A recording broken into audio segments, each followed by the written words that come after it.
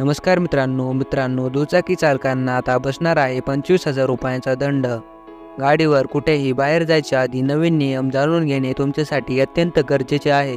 देशात वाहन चालकांसाठी अनेक वाहतूक नियम बनवण्यात आले आहेत। अशा परिस्थितीत दुचाकी अपघात रोखण्यासाठी वाहतूक पोलीस कडक असल्याचे दिसून येत आहे।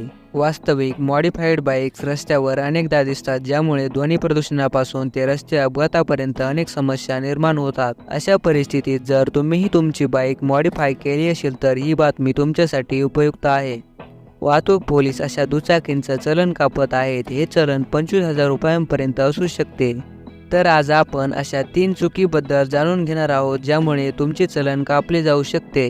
अलीकडेच रस्ते वाहतूक आणि महामार्ग मंत्रालयाने एप्रिल 2019 पूर्वी विकल्या गेलेल्या सर्व वाहनांसाठी उच्च सुरक्षा नोंदणी plate HSRP colour coded plates असणे अनिवार्य केले आहे।